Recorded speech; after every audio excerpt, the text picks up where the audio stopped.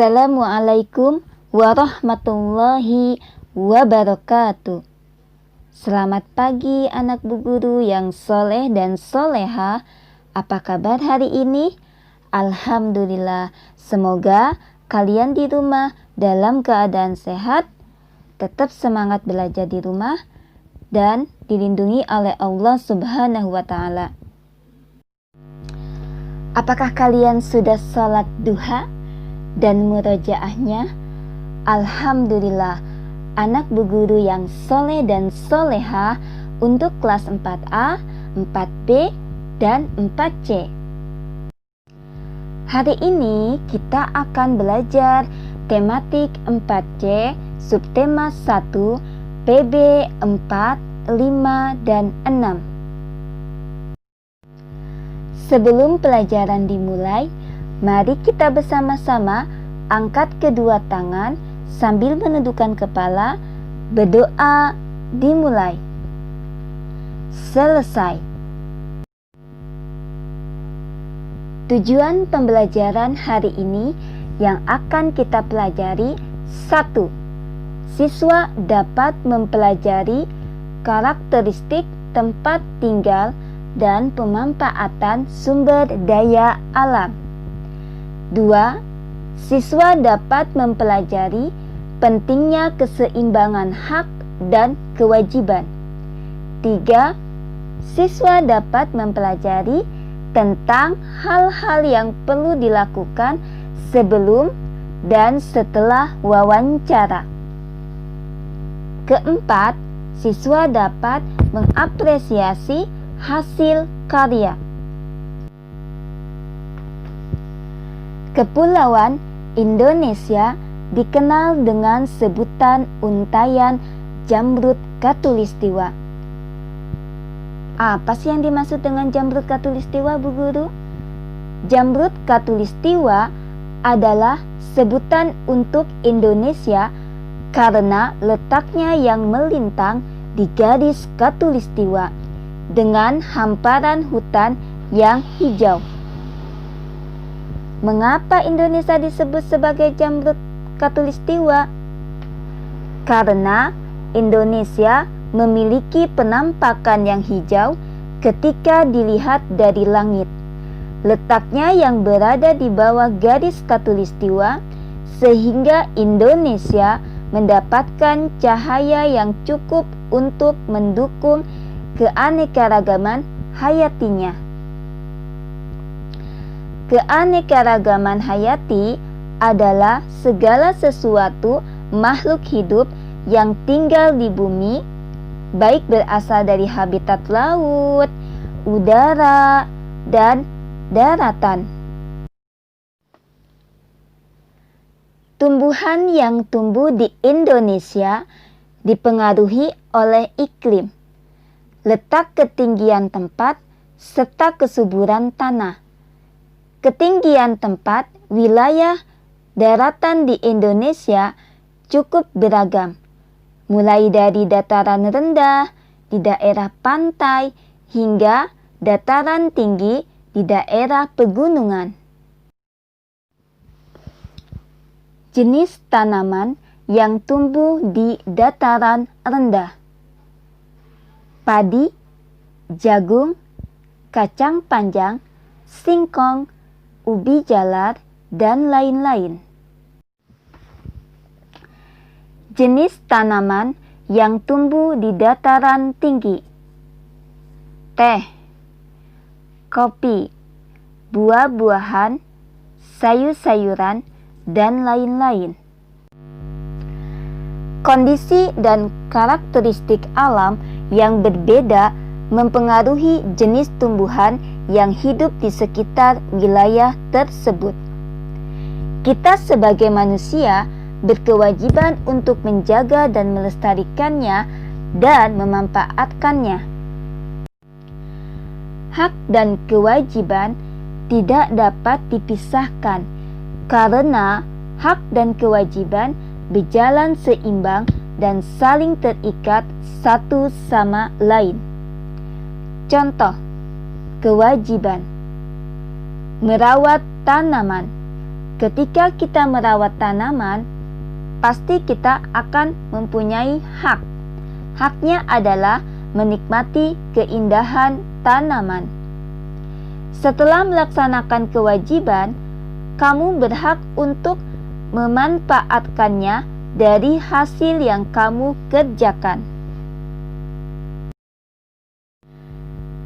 Kewajiban yang dilaksanakan dengan baik akan menciptakan 1.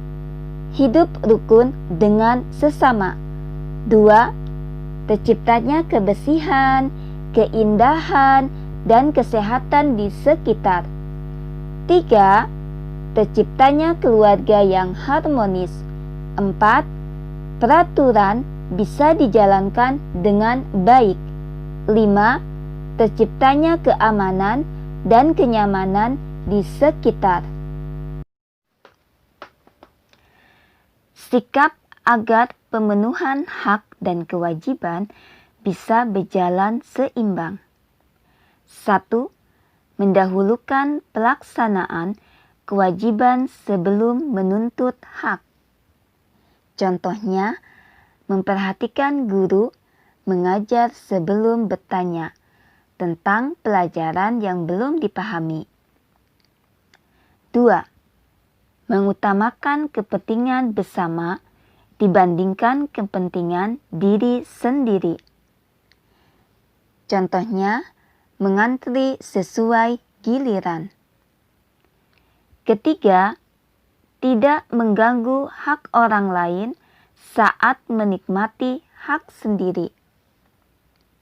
Contohnya, tidak menyembunyikan suara musik terlalu keras pada saat orang lain sedang beristirahat. 4.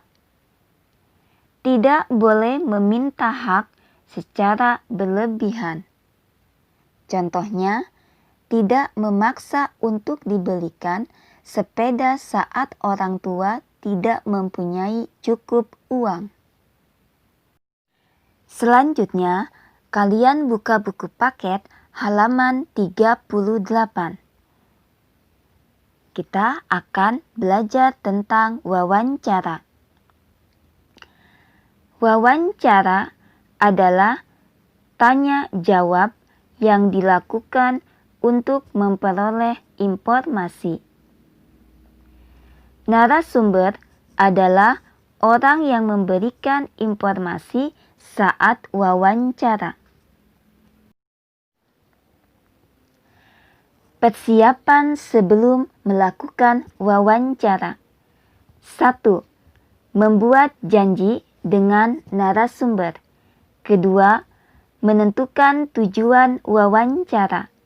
Ketiga, mempersiapkan alat-alat seperti pulpen dan alat perekam suara. Keempat, menyusun pertanyaan. Kelima, berpakaian sopan. Keenam, datang tepat waktu. Ketika sedang melakukan wawancara. 1. Berbicara dan bersikap sopan. 2.